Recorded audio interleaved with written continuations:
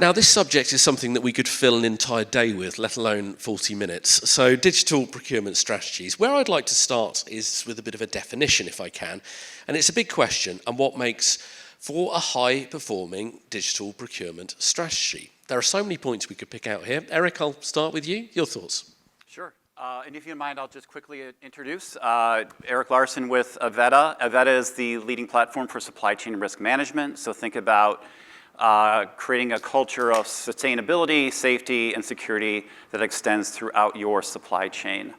And I think, as we think about, I guess, just digital procurement, I think about what I've done through my whole career, which is whether it's procurement or ERP or CRM, working with organizations to bring efficiency, scale, actionability, and insight to their organizations. And I think today the technology, I guess you could say this every year, has never been better at bringing those outcomes to organizations on a global basis. Thank you very much. I will return to the question in just a second because I completely forgot to get you all to do your introductions. I've just come back from lunch. I'm slightly giddy by it, so I'm going to do that. I do apologise. Let's move on to Javier. If I can get 30 seconds from you, I'd be very grateful.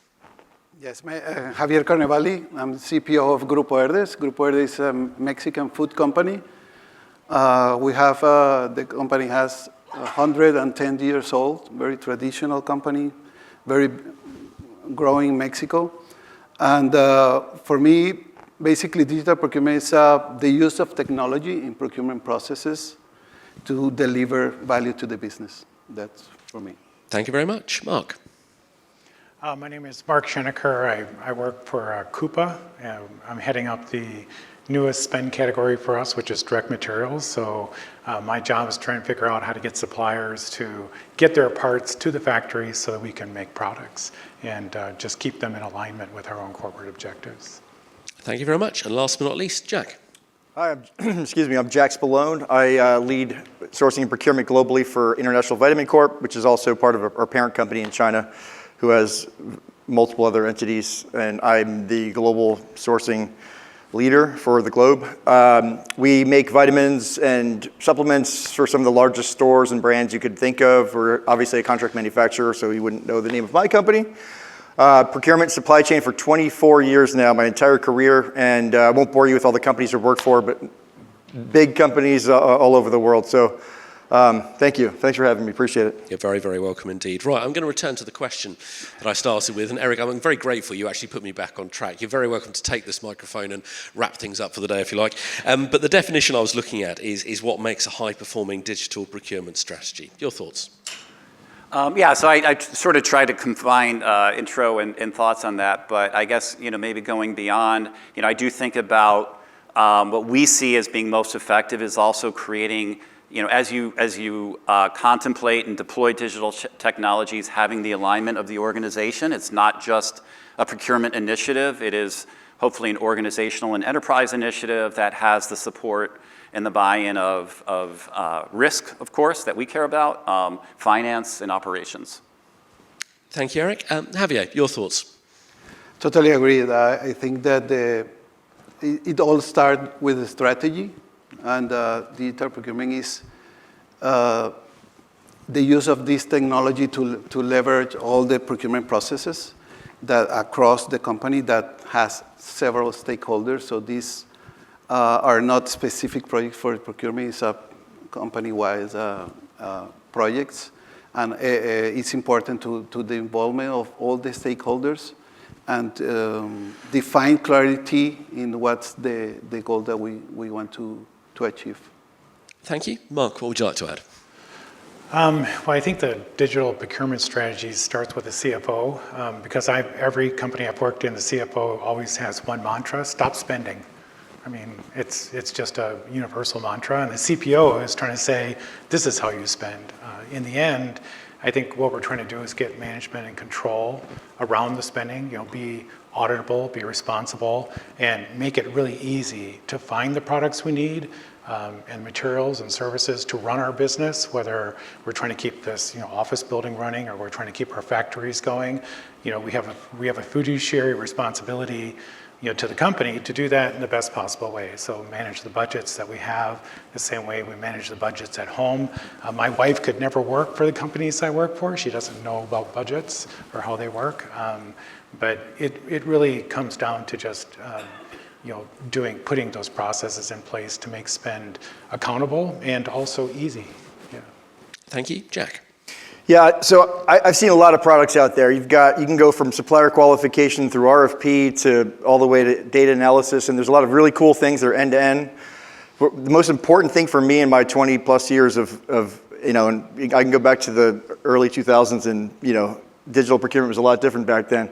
But I've always learned the same thing over and over again, which is your solution has to be human-centered. You can't just throw a robot at your suppliers.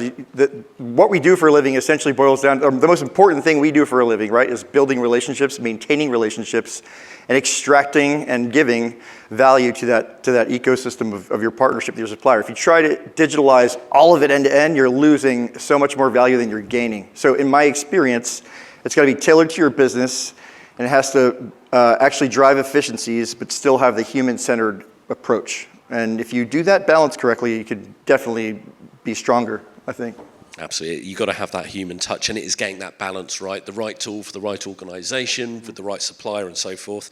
That leads us on quite nicely to where I wanted to go next, and how digital procurement has changed how companies work with suppliers. Javier, from your experience, I'll start from you. How do you feel digital procurement has changed how companies work with their supply chains?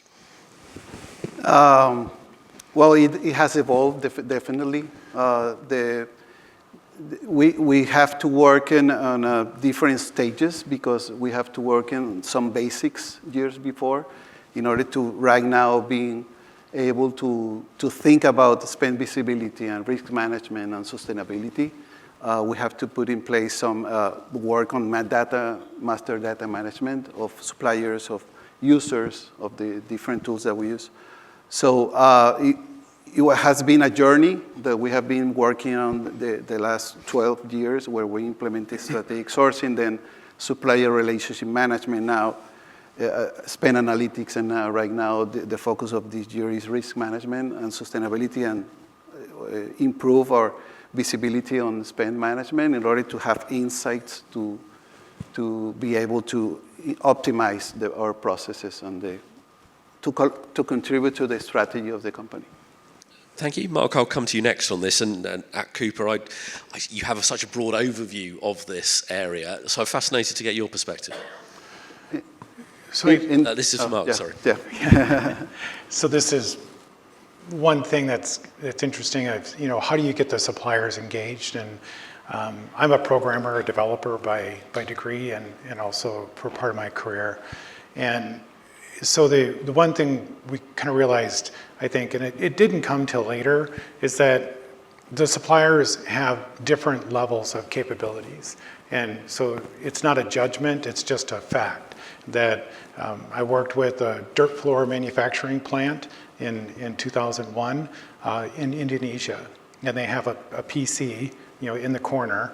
And that was how they communicated with one of the world's largest, hardware OEMs. And so the strategy for this company is basically, can I do EDI, B2B? Absolutely not, right? Is there a portal that they could use? Yes. Do they want to use a fax machine? They didn't even have one, right? So the idea is that make the technology fit what the supplier is capable of doing, not the other way around, and make it something that becomes a much more natural interface. And I think the simplicity, we've all kind of talked about it. If the user interface, I worked for SAP for 15 years, so I get to say this, SAP GUI is hard. Okay, it's just hard. It's incredibly powerful, but it takes years to master. And you can't do that with a supplier who's basically selling you product and then moving to their next customer 10 minutes later and won't get back to you until next Monday, right? So the interface that we provide to them and the capabilities has to match their technical capability, and it has to match their learning capability, which has to be very short and very intuitive. And Jack, you were alluding to this in your first answer, which led very nicely to this question. How do you feel, in your experience, digital procurement has changed that relationship with suppliers? Yeah, well, the biggest impact it's had, which maybe is not directly answering that question, I'll get to that, is that I've been able to go out, everyone has their tailspin, right? Their Pareto's rule. So, my category managers better know all the suppliers available in the marketplace for the top 20% of our spend, or I'm sorry, of our suppliers. But then you have this massive long tail. So in vitamin C, for example, there might be 2 or 3 suppliers that I need to talk to. I'm not going to waste my time having my AI tool reach out to my supplier. I'm just going to give them a call, right?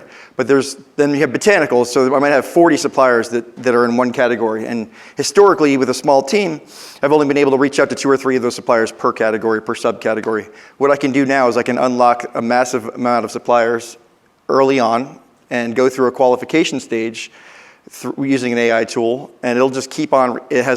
I can prescribe the questions, the documents required, the minimum requirements, and it's going to keep on asking them those questions until they either fail or they answer all of them. And once they answer all of them, then that's when they're going to get a call from the category manager and start doing supplier development and potential new supplier engagement. So it's cut out a lot of the mundane emailing back and forth, calling suppliers at different time zones, trying to explain to them what the requirements are.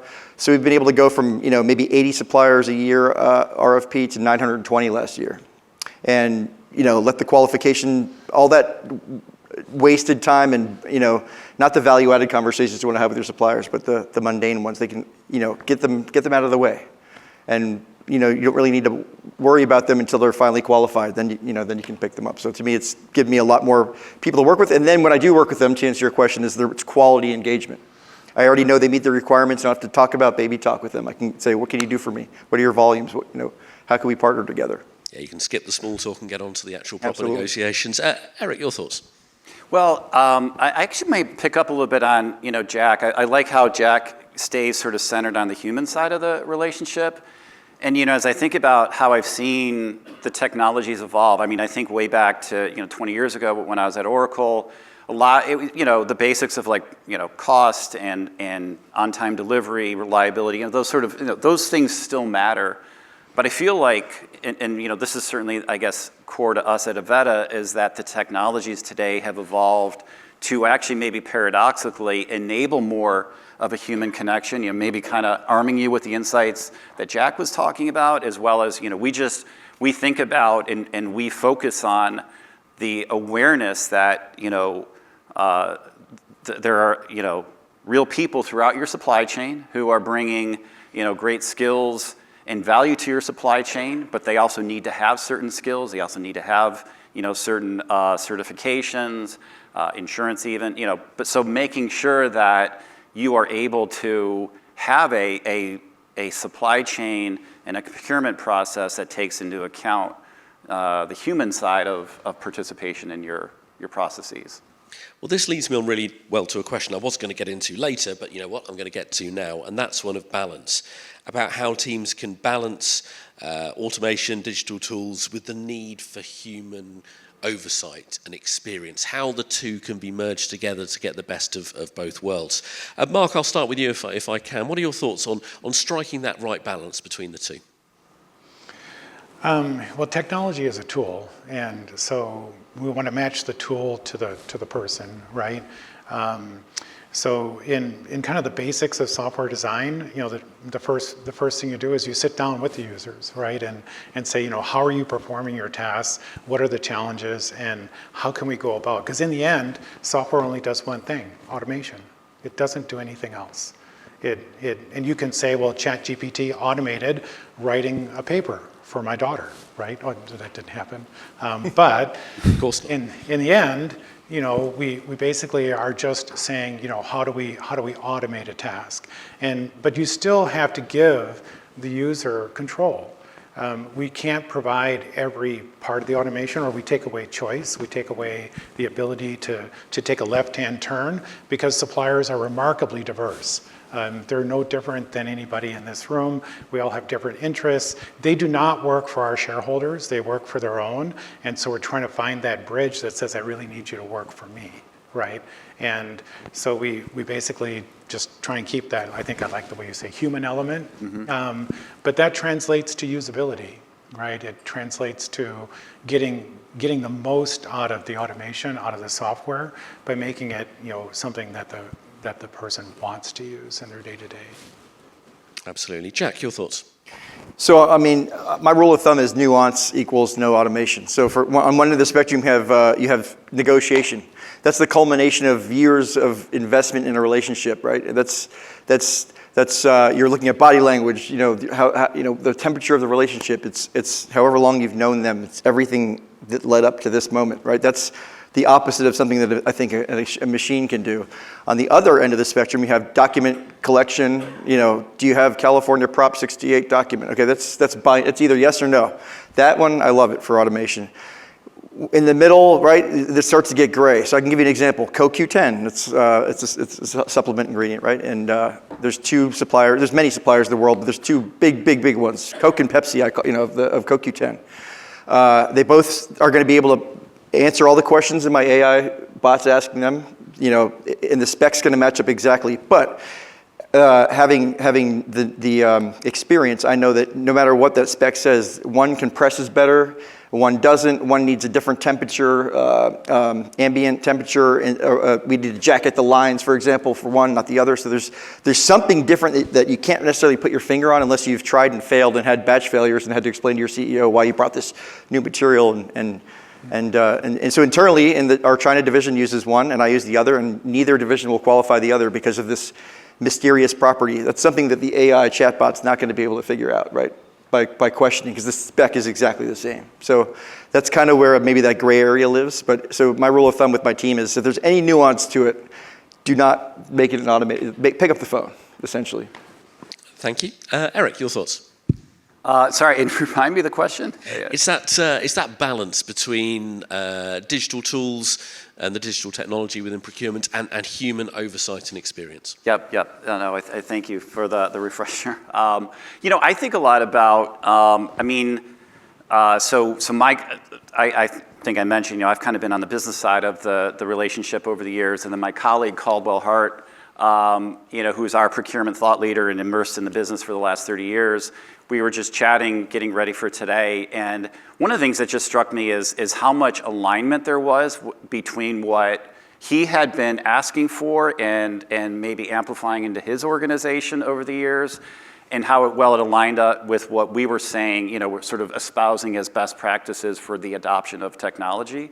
One of those sort of age-old is just, that it is people, process, and technology, which from a people perspective is, to this day, still all about change management. We deal with this every day as you're asking a supply chain of thousands of suppliers and contractors to join you in your safety and sustainability and security journey. They have to take certain actions. That's a huge change management undertaking to get them to join you in that journey. And a lot of times, while there is a holistic benefit to that, the immediate benefit for them individually is not always so clear. So I think it really takes an important set of people skills around leadership, again, change management, and just that recognition of how important the person and the adoption is in the overall success. Thank you. Javier, your thoughts on that balance between the two? Yeah, the way we approach to that is that we map our decision-making process. So for us, defining if the decision will taken by a human or could be automated, what we did is to map all the decisions that we make along the different processes, the sourcing, the procurement processes. So when you map the decision, you can decide this is a decision that will be taken by a human or can be automated, or another way to do it could be supported by technology, but the human will take the final decision. So I think that's a way to see, to have a practical view of the deciding if it's a human decision or it's an automated technology decision.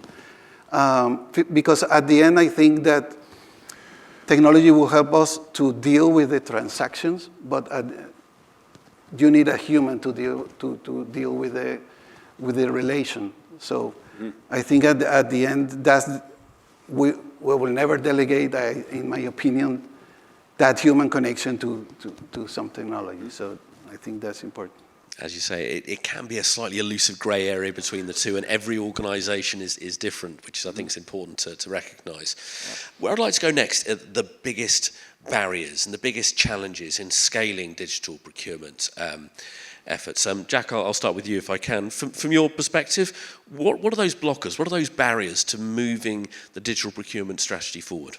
I mean, from my own current example, from my current life right now is, and this may be a little bit relevant, I think this is probably answering your question, but we're trying to pull all of our data together from 4 different regions, the Canada, the UK, China, and the US, right, which is where most of our manufacturing is.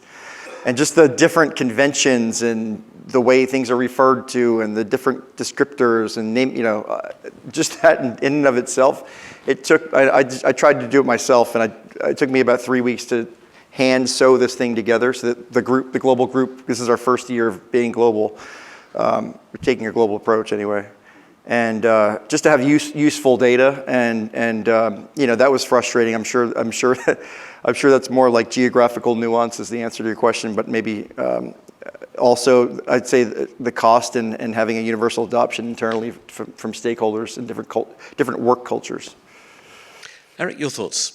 Yeah, so I may build upon, I mentioned change management a moment ago, but if you kind of unpack that, I think a lot of times what that comes down to as you're, these things, a global procurement strategy, a unified strategy brings change. It also means a change in maybe control dynamics for key stakeholders in your supply chain. You're going to be asking people to maybe give up certain control they may have had. In our world, I think about the plant manager who's maybe had their own plant level safety program that, but now you're asking to follow a global standard that is ultimately going to deliver better overall benefits, but they're going to have potentially less control specifically within their plant, within their component of the process. I mean, that comes down to, just a lot of the disciplines around leadership and just overall, sponsorship from the top of the organization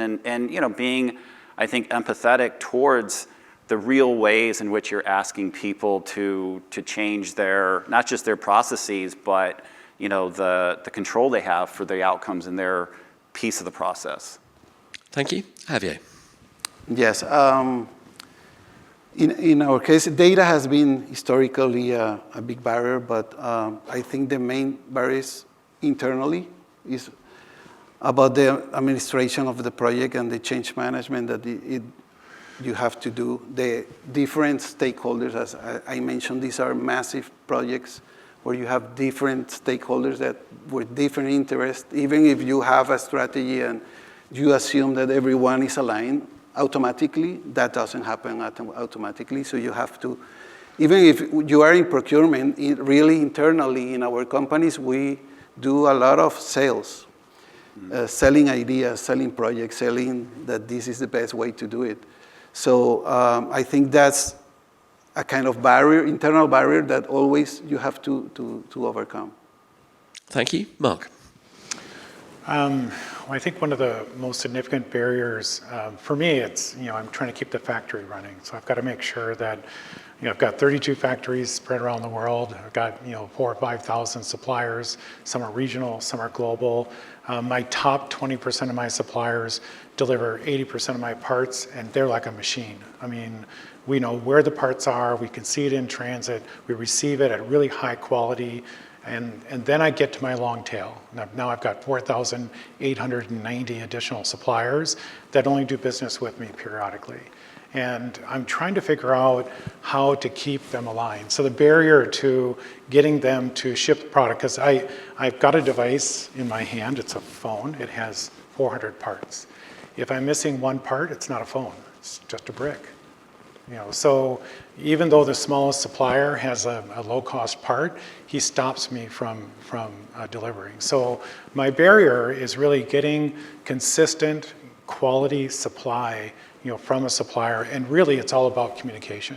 If they're going to have a problem, whether it's a weather event, a financial event, something that's happened, in their company, I need visibility into that sooner rather than later, so I can look for all alternative sources of supply.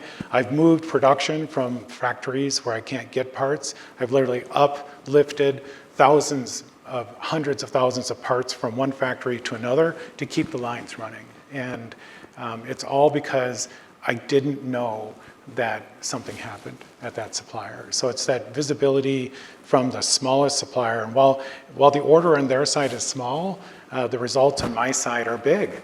And so that's I think the biggest barrier we have right now is just that really fast, accurate communication. Where I'd like to go next is looking at implementation, and all of you will approach this from different angles, whether it's something you have implemented as a business or as a software or solution supplier you have worked with an organization to implement. So everyone is approaching this slightly differently. I'd love to know some of the lessons you've learned from implementing digital procurement strategies throughout your career. And Javier, can I start with you? Yes. Something that I always recommend is when you do this kind of implementations and you start a project, you realize that maybe some pre-work that you have to do was not done. One of them could be, for example, to work on the master data management of the databases of users, suppliers, customers, etc., that you need to feed in these platforms in order to run in the correct way. So usually we don't measure that part of the project, and we get surprises along the way. So I think what is important is to, if you have an implementation partner, to ask them what kind of information data you will need to start this project. And usually you realize that you don't have everything done, and you have to include those activities, that previous work in the scope of the project. So if you, for example, in our case, in one implementation, we didn't have updated the hierarchy, who was boss of who in the database, and that was a very important part of the project in order to build the approval workflows. So if we had asked that information previously, we can start working on that before starting the project. So it's these kind of questions that you have to ask to the implementer. What are you going to ask me? And to include that as the scope of the project. I think that's a key lesson. Mark, I'll come to you next from your experience. So I spent quite a bit of time in the implementation, and the one thing I think I consistently predict is change management. It's harder for people to change their job than to just get another job. It's easier just to go to another company than it is to change the process that that you've had. And so internally, I think change management just continually gets underestimated, the education. So while the project makes so much sense to us, we come to events like this, we learn new things, we say, we need a project, small, medium, large, let's go ahead and make those changes, we understand the vision. Getting that out to the rest of the people who procurement is not their job, right? It's just a function they need to do and understand why they need to do it. It's really hard. And then, add on to that another, 3,000 suppliers that you need to convince them to change the way they do business. So I think change management is by far the hardest thing in an implementation. It is amazing how often that a tech problem is actually a people problem. That's a line I've used many, many times and will continue to do so. Jack, your thoughts on those lessons? Yeah, two things. So I'd like the change management answer. So one thing would be, definitely executive sponsorship. I think it was mentioned already. That's very important, and to me, that's been the antidote to change management issues is just get the big boss to say this is happening. Number two is start small. So there's a lot of really cool end-to-end solutions, and I do aspire to eventually have one tool that does everything for me. But for me, learned this many times, let's just start small with one solution. So for us, let's dip our toe in the water. So get the team ready, the culture, get the culture change management. Start small. So as a document collection was the first thing we did. Can't mess this up. No one's going to get their feathers ruffled if an AI email just keeps on asking for the documents. Either they have them or they don't. And then maybe we move on to, basic supplier qualification, specification evaluation. Those two modules, and then maybe that works, and then you grow from there. But trying to do the whole thing, the boil the ocean approach, or get tempted by this really cool end-to-end solution that's just one box and you just flip it on. I steer clear of the end-to-end. It solves it all solutions at least at the beginning. Start small. Executive sponsorship and start small. Sorry. Thank you very much, Eric. I'd echo both the executive sponsorship and change management, and maybe saying what Jack was saying in a slightly different way is just quick wins, right? Which is, and it can be so tempting. The technology is so powerful to do certain things. You want to maybe go, for everything, but that can also take a long time. And so just having the discipline and the prioritization to know, okay, we're gonna start, small. We're gonna deliver that quick win that builds excitement and momentum and buy-in towards what we're doing, and now we have a foundation to take the next maybe larger step in our evolution. Thank you. My next question, we are rapidly running out of time, I've just noticed, but I think this really is a key question when it comes to technology. How should procurement leaders review the tech stack they're using to make sure they're getting the best from the technology that's out there? And Mark and Eric, if you can approach this as dispassionately and independently as possible, I'd be very, very grateful. Mark, I'm starting with you, and you're not allowed just to say use Coupa. How would you, you can do as you like, but I'd love you to expand on a little bit more. Your advice on making sure you are using the right technology that's out there. Well, first is I always partner with IT. Having to come out of IT, get to say that. Can I say that? Or not? You absolutely can. They're your partner, right? Second, benchmark. I mean, that is, your peers are here. Talk to them. Find out what they're using, what works, what doesn't work. And that's the way that I would look at your solution portfolio and saying, what solutions work for other people.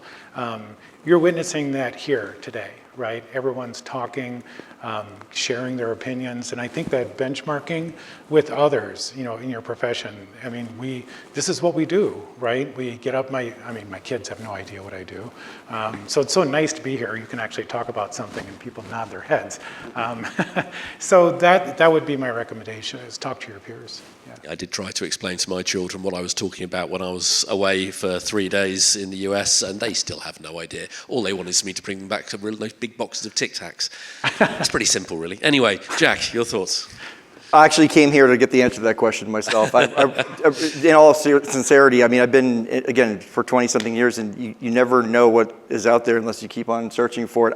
I definitely would be the last person here to claim that I know of all the great tools that are available. I've used them all. I've used several. I've got a good wealth of experience, but I think, to your point, I have a lot to learn. That's I don't have an answer to your question other than I really love to listen to everybody else's answer. Well, is there like those case studies? If there's like a one-stop shop or a couple of resources you can recommend, what I typically do is I just have people give me a demo. We can help with that. Yeah. Just give me as many demos as I can. I'm like, okay, I like this one, I like that one. But thank you, Eric. It's actually, I think it's a process we're going through right now, not our procurement stack since I'm on the revenue side, but I think the ideas are similar. One of the things I'm doing is just, I have a strong network of peers that I'm reaching out to now very proactively to just understand. Well, first of all, I think you need to start with what are your priorities, right? What is it you're actually trying to accomplish and what's most critical to your organization, and then networking to those peers. And events like this are great for this sort of thing, but networking to your peers to understand, first of all, do they have similar priorities? You might learn from them, the new things that they're trying that you hadn't really thought of, and then I think as well, then just really understanding, how they are.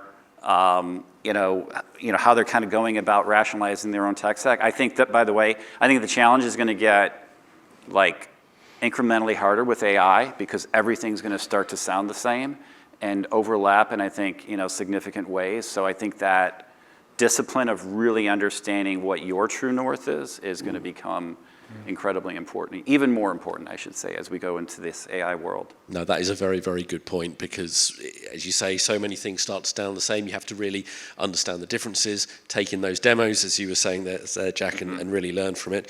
Javier, I'll give you the final word on this.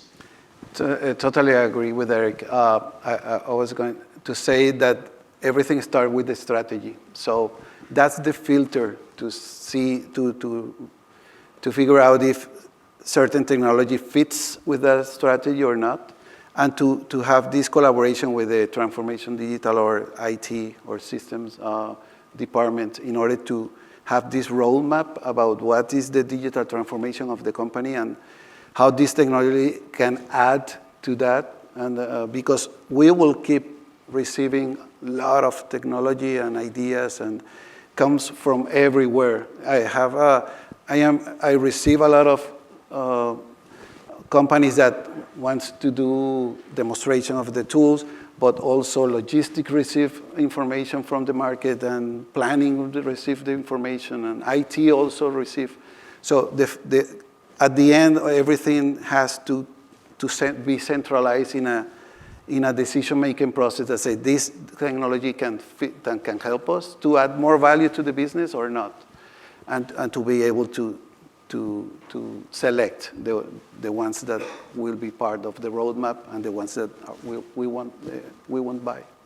As you say, start with the strategy. Well, we have rapidly run out of time on this, I'm afraid. We've barely scratched the surface on the things I wanted to discuss, but I've tried to take the conversation into some slightly different directions, some very practical advice for people, particularly when it comes to the technology side of things. But I would just like to say a huge thank you to Eric, to Jack, to Javier, and to Mark for joining us. And Mark will be staying with us, actually, for immediately after this session. We have a keynote with Mark on building a resilient supply chain amid shifting tariffs. But for now, a huge thank you to our panel.